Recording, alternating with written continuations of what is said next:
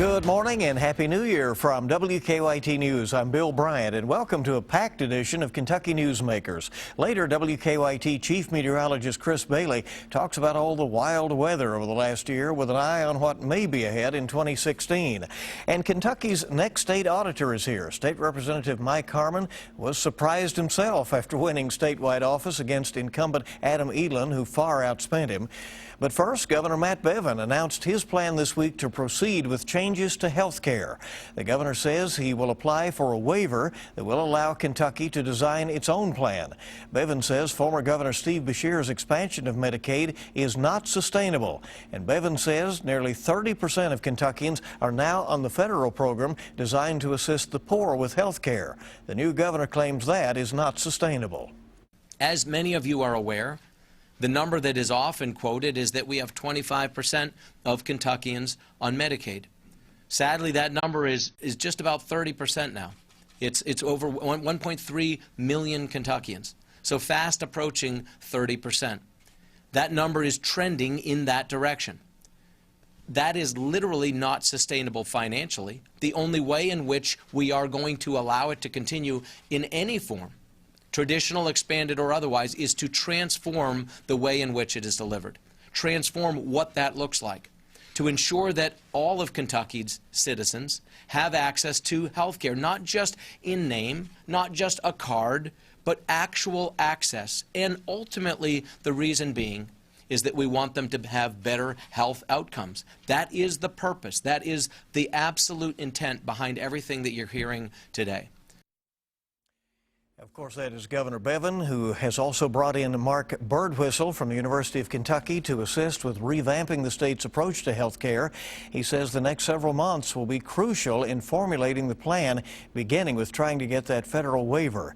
And so we'll be watching that over the months ahead. Now to our first guest. By the middle of this coming week, actually Monday, Mike Harmon is going to be Kentucky's state auditor.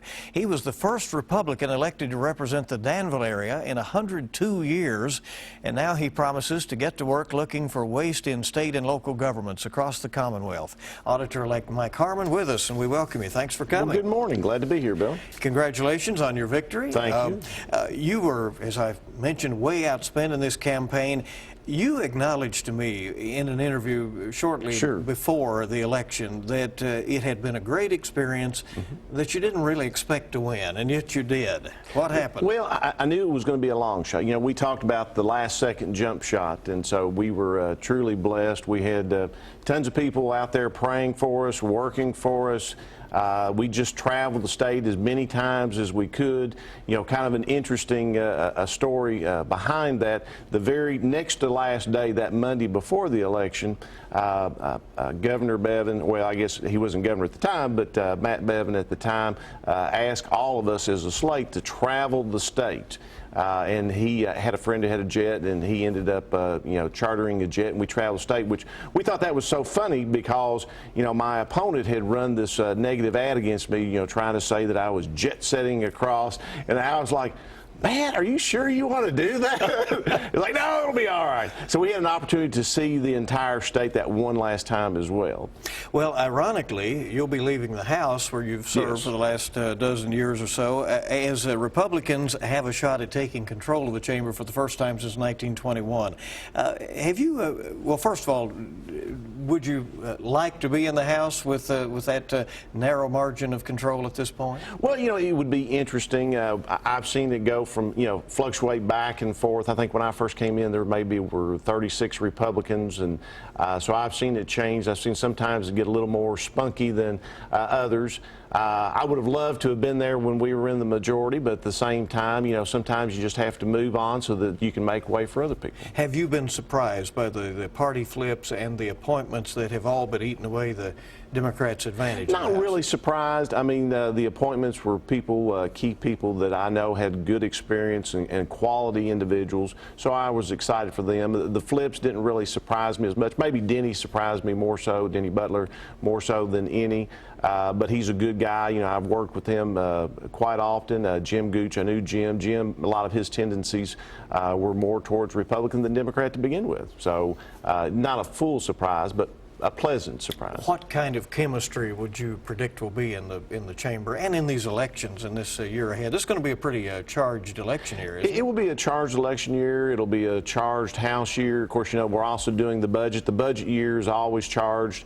Many of us have always said they probably should move the budget into the short session. One, to give the incoming governor a little more time than 30 to 45 days to pull everything together. But also, typically, when we go into session in those type of years, you don't see a whole lot get done until after the filing deadline for people to run against them. Do you agree with the governor's concerns about the cost of the Medicaid expansion? Oh, definitely. I mean, from a standpoint, the state is going to have to take on more and more of that cost. And even the federal dollars that are technically coming in are still taxpayers' dollars, but the state herself has so many struggles. I mean, we've talked about, when I was here before, the pension struggles.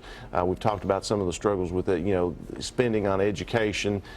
So that's an area that's just going to eat more and more of the budget that we can't afford. So there'll have to be some restructuring in that regards. What will be the first order of business for you as Kentucky's state auditor? Well, after we're sworn in, we've got a couple of issues that are still open, so we've got to take a look at those and make decisions on how to pursue those.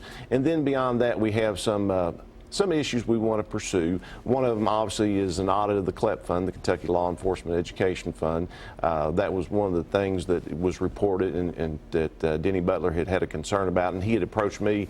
Interesting enough, he had caught me in the parking lot as I was coming in one day and was expressing some of his frustrations that it had not been audited. So, you know, I asked some questions, and then our office decided, or I decided, that that's something we should take a look at. Obviously, one of the things we'd like to do when I was campaigning, we had a lot of individuals indicate there was I felt like there was a lack of consistency, and then some of their training they would get, they'd call the Department of Local Government, they would tell them one thing, the auditor's office would tell them something different. So we kind of want to come together and work on what I would call almost like an ISO 9000 type manual to help our counties better prepare. And if we do that, we can also help them save money, because if they're better prepared, we'll have less hours in their office, less hours or less billable hours. The governor said he wants all of these pension funds to be audited Yes. and find out where they are. Will that be up to your office, or will that be done by hiring somebody outside? Well, we're in dialogue with the governor's office. Obviously, that was the top of his list. It was the top of our list. And we're in dialogue whether or not they're going to do it completely independent or whether they do it through our office. Our only concern with that, we think there's going to have to be some items where we're actually going to have to put a little pressure on to have them release the information, and we're trying to determine. I know our office has subpoena power. We're not sure that the governor's office does, so we're in dialogue to try to make a determination of what the best course would be. But both of us are determined to make sure that it's done, and both of us are okay. We're not as concerned whether the auditor's office does it or not. We just want to make sure it gets done and gets done correctly. What do you think is important that be known about those pensions? Well, I think there's several items. One, we want to see what the performance is, and not just the end result of performance. We want to find out how much they have made. We want to find out what sort of investment fees have been spent. You know, we hear a lot of different things, and there's just some barriers we're going to have to break down, because right now, you know, once they adjusted the assume rate went from 7.5 down to 6.75. That also automatically lowered the funding rate from 19% to 17% specifically, and this is specifically in KERS, the Kentucky Retirement System. So there's a lot that we'll have to go in and take a look actuarially, one, how we got there, and one, how can we move forward. But the investment fees are one of the biggest issues. Are there some entities that should have ongoing scrutiny that, you know, it is always, well, there's now going to be an audit of this because we've heard something, you know, there's missing money or there's a problem that's been reported, and then the auditor's office goes and looks at it, while there are also some routine audits that are done as well. But are there some that just should assume you're always looking? Well, I think from the standpoint, especially the pension funds, when you're talking about billions of dollars, I think they should, you know, definitely have an audit on a regular basis, whether that's every, you know, 3 or 4 years or anything along that lines. But it's important because we're dealing with people's livelihoods. There were promises that were made, and obviously it's getting tougher and tougher to honor those promises, so we got to get those turned around. How do you avoid the appearance that, you know, so it's now going to be a Republican auditor picking on Democratic officials in counties, and maybe it's accused that the Democratic auditors pick on the Republican counties? Well, and I think somebody had said, and I haven't confirmed this, that the last Republican auditor was 1967, or maybe, I don't know if that was departing or when they first came in. But, you know, it's one of those things where we had made a commitment, even during the election cycle, that we were going to go in and we were just going to follow the data. You know, whether it's Republican, whether it's Democrat, and, you know, we're just going to follow the data and wherever the data leads us.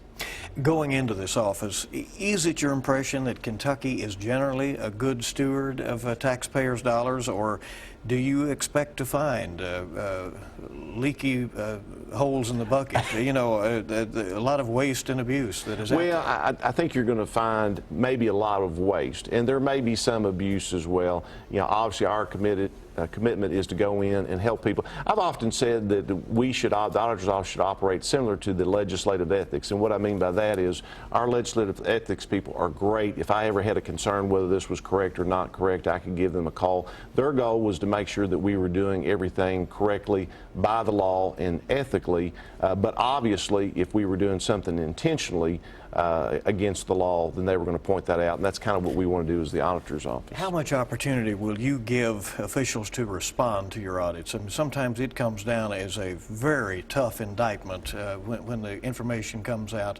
that, you know, these problems have been spotted, and then it's difficult to get for the local officials to respond in a way that explains themselves. Well, I think it's important for them to have the opportunity to explain what's going on. There may be something that we've missed. We don't indicate that we're perfect.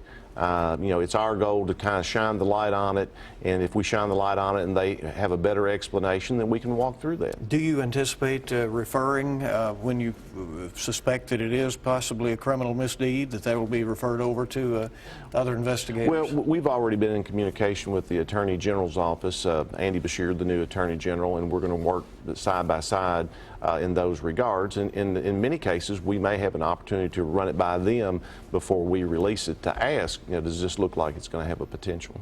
How much importance will you place on what are called performance audits? That is, the kind of audits that are not so much looking at money as looking at if programs are doing what they were designed to do or authorized to do by the legislature? Well, I think we're going to see more and more of that. One of our goals is, just as I said, to create almost like an ISO 9000 type manual to help our counties not to have the auditors on there so long, so that we can lower their cost. Now, the problem is it becomes almost a double-edged sword, because 2/3 of our revenue, the auditor's office revenue, come from fees as opposed to general fund appropriations. So once we do that, we can become more efficient there. Then we'll have other areas that we can go and audit, including those performance audits. Your main office will be in Frankfort. Are there other locations? Well, we have people out in the field. We do have people out in the field. There's about 144, 145 current staff, most of those merit. About 65 of those are out in the field, and they do have, you know, key people that come back in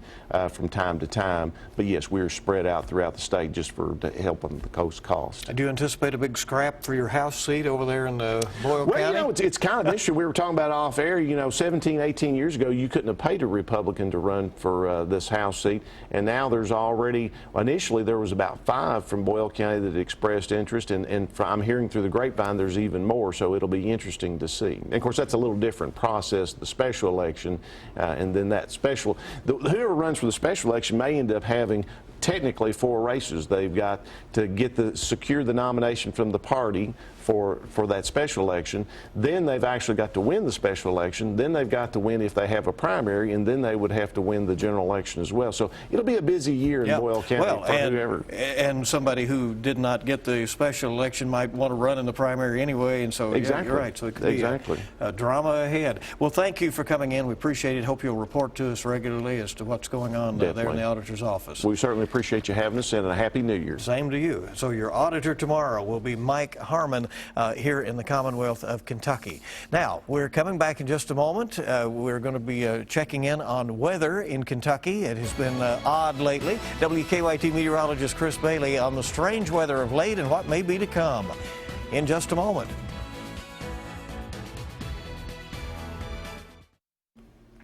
Welcome back, and it's great to have you with us here on WKYT for Kentucky Newsmakers. 2015 was simply an odd year in Kentucky weather, and it ended strangely with some wearing shorts and barbecuing over Christmas. But it started with one of the worst periods of winter weather the Commonwealth has ever seen. Remember that. We had two of the biggest back-to-back snowstorms in the region's history. The brutal cold also shattered some records. WKYT Chief Meteorologist Chris Bailey keeps track of all of that, and he is also looking ahead to the new year and what we may see in 2016. Chris, good to see you. Thanks for coming. My pleasure. Good to be here. Good to wrap up a crazy year, too. Yeah, or for getting up from your weather office and coming over here anyway. It was a long trip. And I want to start out with a question that I get asked a lot. You know, do you ever sleep? No.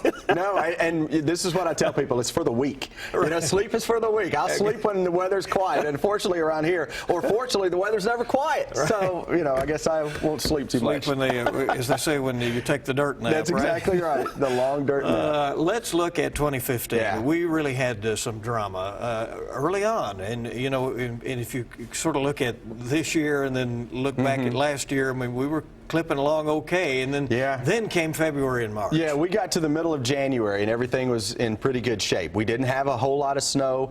We went through that prior December in similar fashion to what we were just going through. We didn't have very much snow.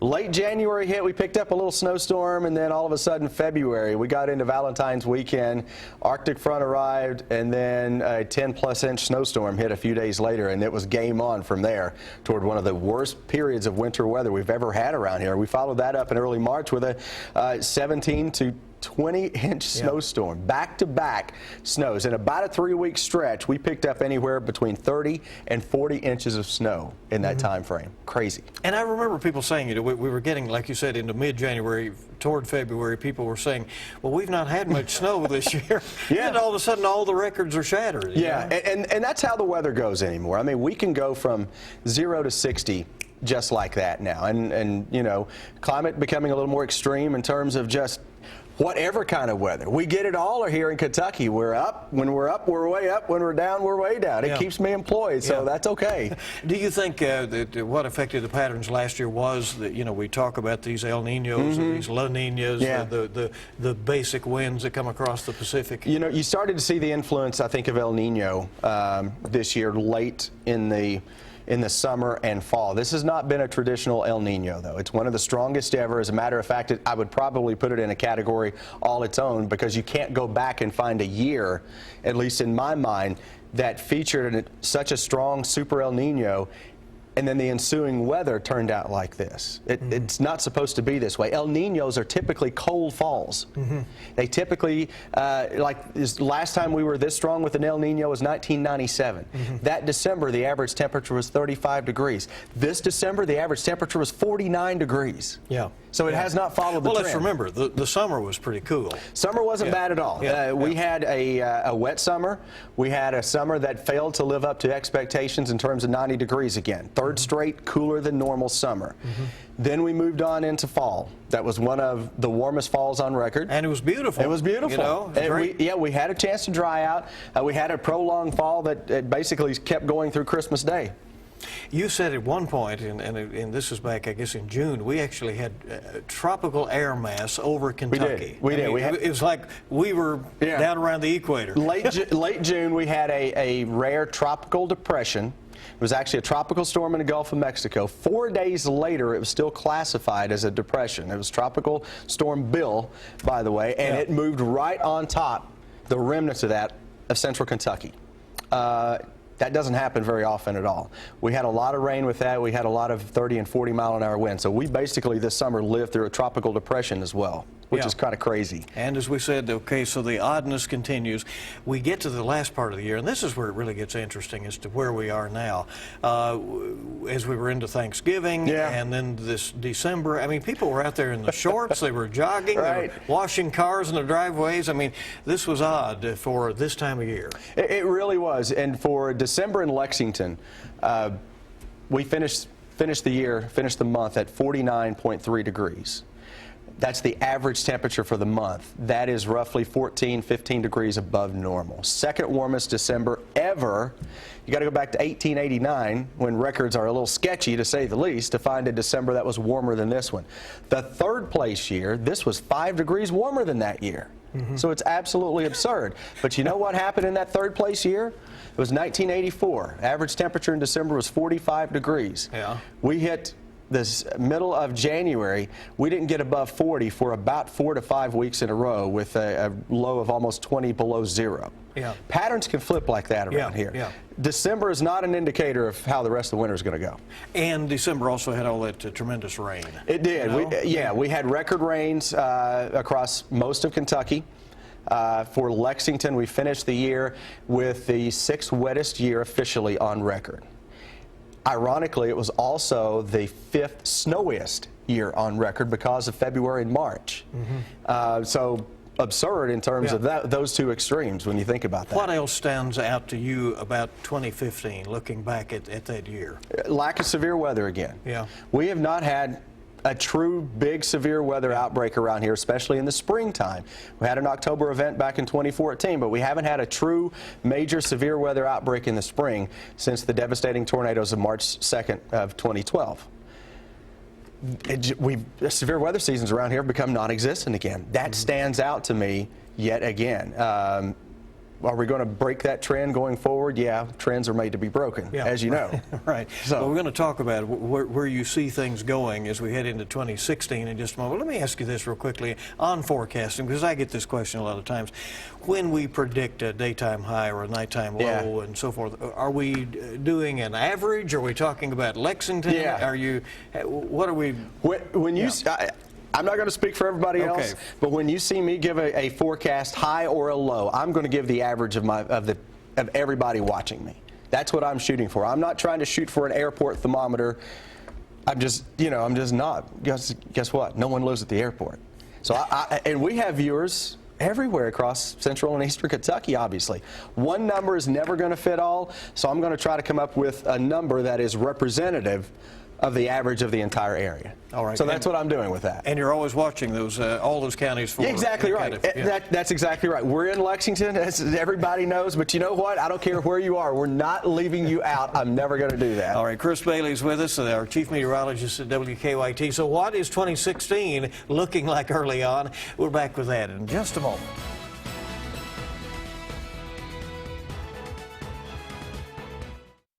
Welcome back into WKYT's Kentucky Newsmakers, a packed program today. We've heard from the new state auditor, also a clip from Governor Bevin on health care, and we're now talking with WKYT Chief Meteorologist Chris Bailey.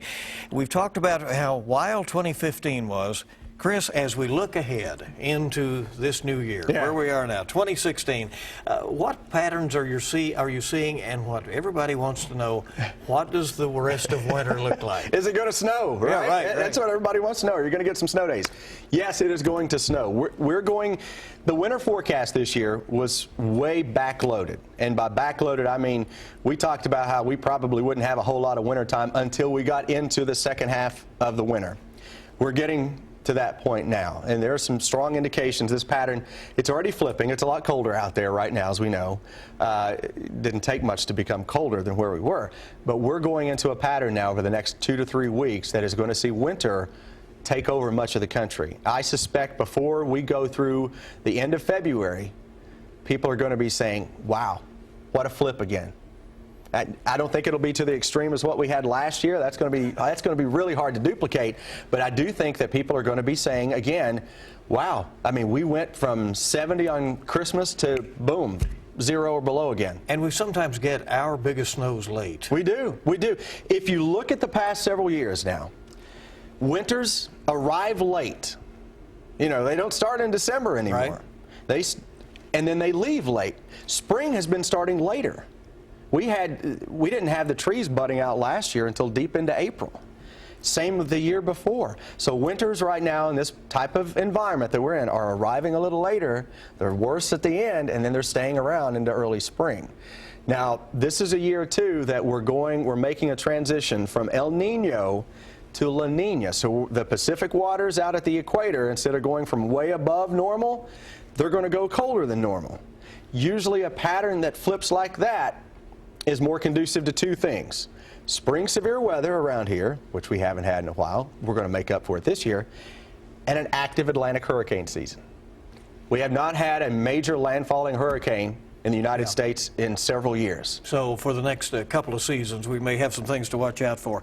How should people prepare for, winter possibilities, ice storms, snow, and then that severe weather of the spring? Given the fact that we've had such a warm start to wintertime, people are going to let their guard down. They're not going to, it's thinking, even the thought process of insulating your home over the past month has just seemed like an absolute ridiculous thought, because you were opening the windows, you were throwing the AC on. But we're going to go below zero before the winter's over. And as we go into the spring severe weather season, it will likely flip on a dime from that winter that is late and getting out of here to all of a sudden we're in the thick of severe weather like that.